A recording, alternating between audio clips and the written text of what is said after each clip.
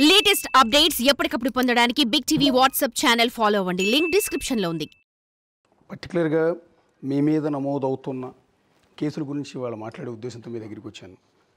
So FIR గురించి ఏం చెప్తారు? ఫస్ట్ టైం ఒక జీనియస్ డైరెక్టర్ రామ్ గోపాల్ వర్మ గారు కేసులను ఎదుర్కొంటూ ఉన్నారు. అది ఇప్పుడు జీనియస్నా కాదంటే పక్కన పెట్టండి. అంటే మనకి మామూలుగా నేను చెప్పేది ఇప్పుడు ఫస్ట్ ఆఫ్ ఆల్ మ్యాటర్ ఏంటంటే 1 year బ్యాక్ నేను ఏదో ఒక డెరాగేటివ్ ట్వీట్ పెట్టాను అనేది వాళ్ళ ఎలిగేషన్. నేను ట్విట్టర్ని ఒక రోజుకి 10, 12, 15, 20 కూడా పెడతాను ట్వీట్లు. సో అది ప్రజెంట్ టాపిక్స్ అవ్వచ్చు, నాకు ఇంట్రెస్టింగ్ టాపిక్ అవ్వచ్చు, లేకపోతే కరెంట్ ఈవెంట్ ఏదో, లేకపోతే ఎవరో ఏదో అన్నారు, ఏదో జరిగింది, ఇలాంటి రకరకాల దాంట్లో నాకున్న ఒక క్యారెక్టరిస్టిక్ మేనర్లో సెటైర్గా చేయొచ్చు, లేకపోతే ఎవరో పంపించింది ఫార్వర్డ్ చేయొచ్చు, లేకపోతే ఒక్కొక్కసారి నా మీద నేనే జోక్ వేసుకుంటాను. ఇలాంటి రకరకాలు అవుతూ ఉంటాయి.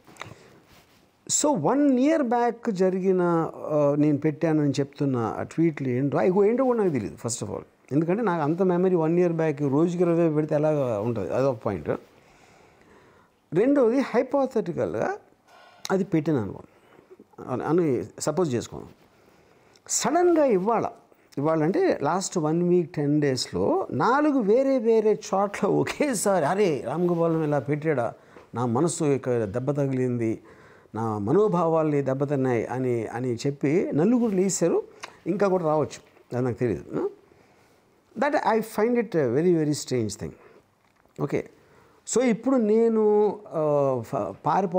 పారిపోయాను, లేకపోతే మీడియాలో వస్తున్న వేరే దాంట్లో ఒకళ్ళు ఆర్జీబీడ్ని చుట్టుముట్టిన పోలీసు దళాలు అంటారు. అంటే నాలో అంత పెద్ద పోలీసులను ఎదిరించేంత శక్తి నాకు ఉందా అని అది ఏదో కాంప్లిమెంట్గా తీసుకోవాలి లేదా కూడా నాకు అర్థం కావట్లేదు. Okay fine. తర్వాత ఏంటి, డెన్ అనేది నా ప్లేస్. అది బాంబేకి ఒక టీం వెళ్ళింది, కోయంబత్తూరుకి ఒక టీము, చెన్నైకి ఒక టీము, 6 టీములు తయారు చేసి తిరుగుతున్నాయండి. ఇంతవరకు ఆర్జీబీ డెన్లోకి రాలేదు ఎవరు.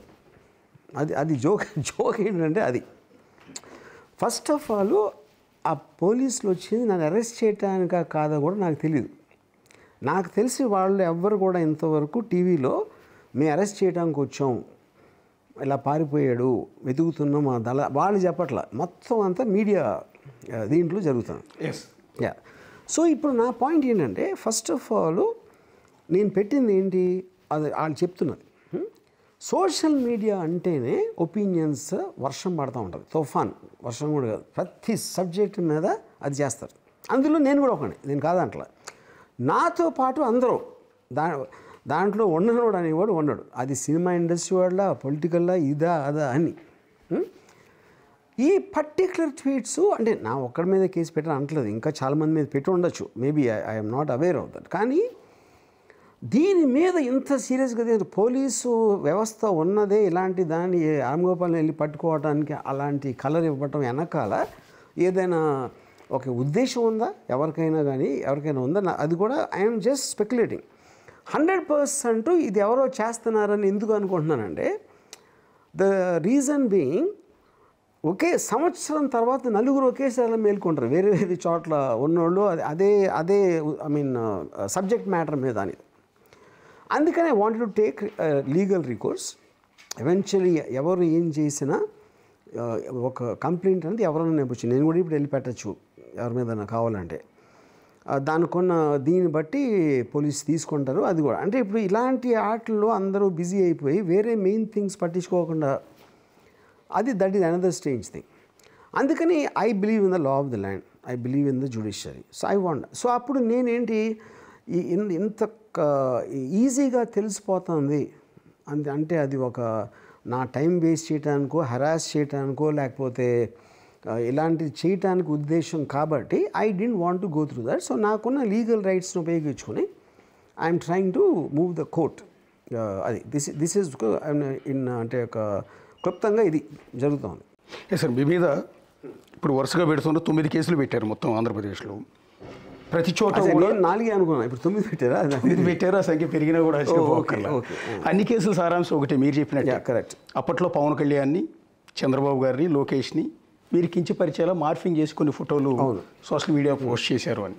అందులో వన్ ఆఫ్ ది కేసు ప్రకాశం జిల్లా మద్దిపాడులో రామలింగయ్య అనే టీడీపీ కార్యకర్త, మండల ప్రెసిడెంట్ కూడా అనుకుంటా బహుశా, ఆయన పెట్టిన కేసులో చేసిన ఆరోపణ ఇదే, నా మనోభావాలు దెబ్బతిన్నాయి, మా నాయకులను ఇట్లా కించపరిచారు అని. దాని మీద ఫైల్ అయిన సెక్షన్లు 366(2), 353(2) and 356(2) and IT act, BNS act. So టోటల్గా ఒక 6-7 సెక్షన్ల కింద మీ మీద కేసులు ఫైల్ అయ్యాయి. ఆ ఫైల్ అవటానికి కారణం మీరు మార్ఫింగ్ చేశారని వాళ్ళు ఆరోపిస్తున్న ఫోటోలు అవి. కరెక్ట్. ఒకసారి ఆ ఫోటోలు మీరు ఇందాక నేను పెట్టిన ట్విట్టర్లో పోస్టులు ఏంటో నేను గుర్తులేదని అన్నారు. అది చూసిన తర్వాత ఇప్పుడు ఏమైనా రిగ్రెట్ ఫీల్ అవుతున్నారు మీరు? నేనే తప్పు చేశాను, ఈ మార్ఫింగ్ చేశాను, తప్పు చేశాను? ఎందుకంటే ఇప్పుడు this will come under a caricature. Caricature, cartoon మనకి మోడర్న్ టెక్నాలజీలో ఒక స్కెచ్ కాకుండా ఫోటోలు కూడా పెట్టి, ఇది నాకు తెలిసి రోజుకు 15 వస్తాయి, 15 వస్తాయి వేరే వాళ్ళ మీద. నేనంటే వీళ్ళ మీద అని చెప్పట్లా, వేరే వాళ్ళ మీద. అప్పుడేంటి, మీరు ఒక ఎక్స్ప్రెషన్ చేసినప్పుడు ఒక సెటైర్ అంటే ఇది ఎవ్వరూ కూడా దీన్ని ఒక రిలేటివ్గా ఏమంటారు దాన్ని నిజంగా జరిగిందని తీసుకురేవారు. The whole point of freedom of expression of దాంట్లో ఇది ఫ్రమ్ ది టైమ్ ఆఫ్ ఇప్పుడు article 19 whatever that is, మీరు అనుకుంటున్నది ఏ రూపంలోనైనా మీ ఒపీనియన్ ఎక్స్ప్రెస్ చేయొచ్చు అని ఒక ప్రాథమిక హక్కు ఉంది నాకు కాదు, అందరికీ, ఎనీబడి ఇన్ ద కంట్రీ. అది నేను యూజ్ చేసుకున్నాను. న్యూస్ పేపర్లో కార్టూనిస్టులు గీస్తారు. కరెక్ట్, కార్టూన్ గీస్తారు. నాకు ఎర్లియస్ట్ కార్టూన్ నాకు గుర్తుంది, నాదెళ్ల భాస్కర్ ఒక టైంలో శ్రీధర్ అని ఈనాడు కార్టూనిస్ట్, ఇందిరాగాంధీకి ఎన్టీ రామారావు గారు చెప్తున్నారు, ఆయన వీపులో కథ ఉంది, ఎన్టీ రామారావు వీపులో వెన్నుపోటు పొడిచారు అన్నట్టు. వెనకాల ఇందిరాగాంధీ వెనకాల తన రక్తం కడిన చేతులు నాయల్ భాస్కర్ ఇందిరాగాంధీ కొంగుతో తుడుచుకుంటున్నాడు. అదేంటి, శ్రీధర్ ఉద్దేశంలో ఇది నాదెళ్ల భాస్కర్ రావు అని ముందు పెట్టి ఇందిరాగాంధీ వెనక నుంచి చేయిస్తున్నారు అనేది తన ఉద్దేశం చేయటానికి. So that is an opinion you are expressing through the medium what you can. ఎవరో మాట్లాడచ్చు, ఎవరో పాట పాడచ్చు, ఎవరో రాయొచ్చు, బుక్ రాయొచ్చు, ఎవరో కార్టూన్ వేయచ్చు, లేకపోతే ఎవరో ఏదో మార్ఫింగ్ చేయొచ్చు. అది టెక్నాలజికల్ ఆస్పెక్ట్. అది యూనో అది exactly that's what happened.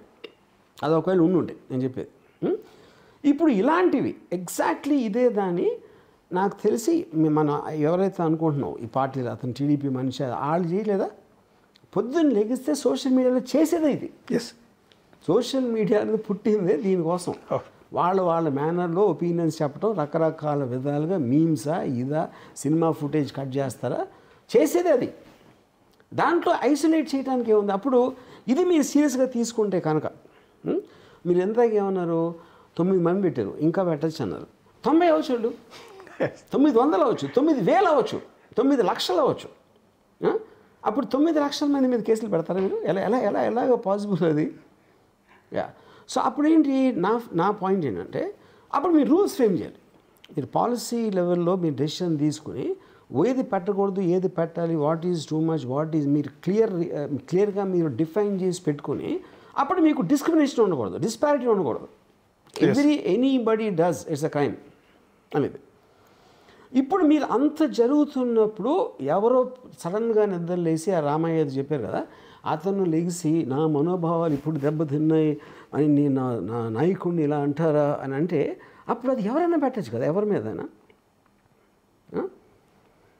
So ఇప్పుడు ఫర్ ఎగ్జాంపుల్ మా మదరు మా బాబు మీద ఇలా చేసే రాదని చెప్పారు, నా మనోభావాలు దెబ్బతిన్నాను. అది how is it that ever going to end?